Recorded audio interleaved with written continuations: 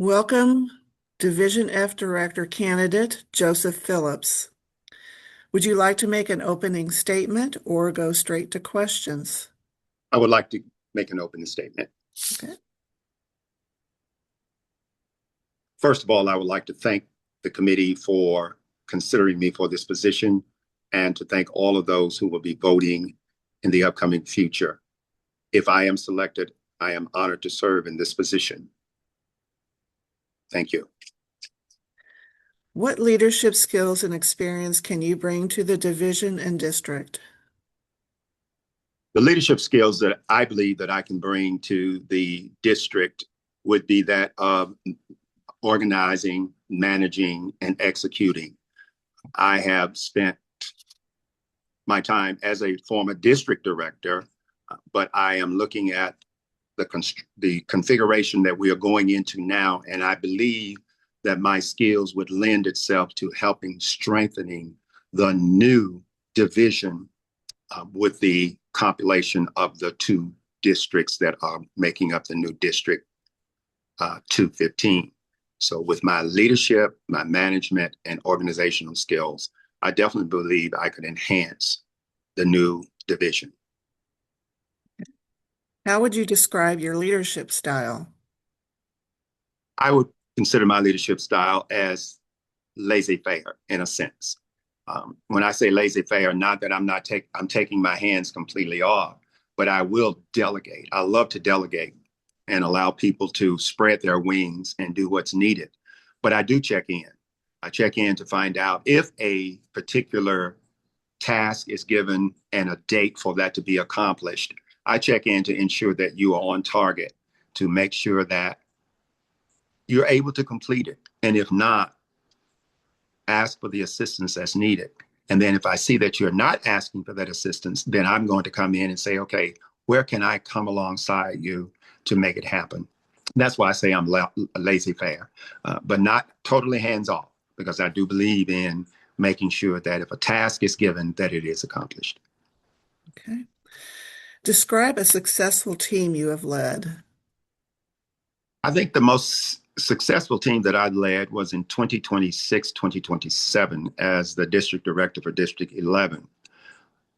Our district, we were distinguished the year before, and we ended distinguished in 2017.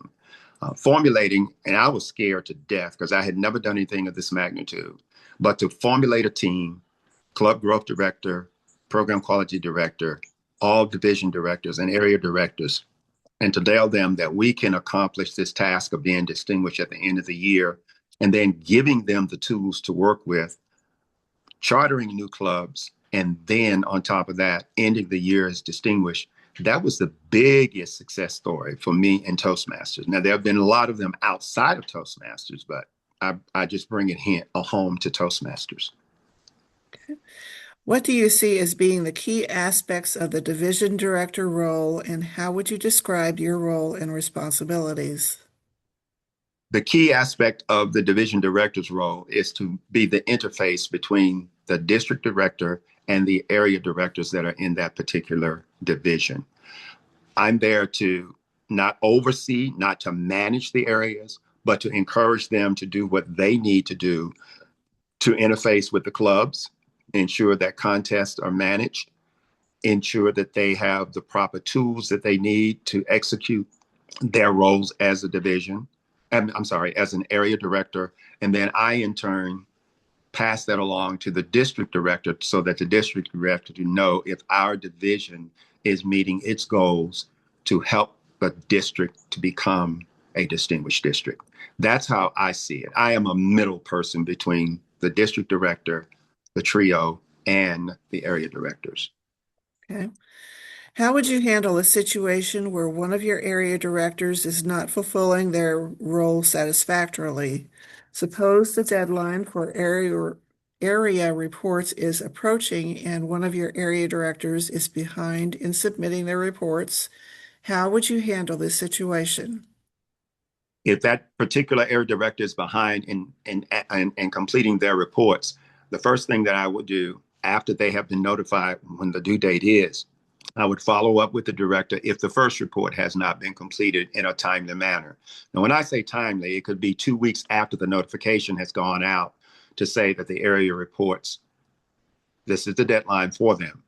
I will follow up with that individual, ask what assistance he or she would need. If I'm told that there's no assistance they will need, I will wait another week. If no reports are completed, then I will follow up a second time.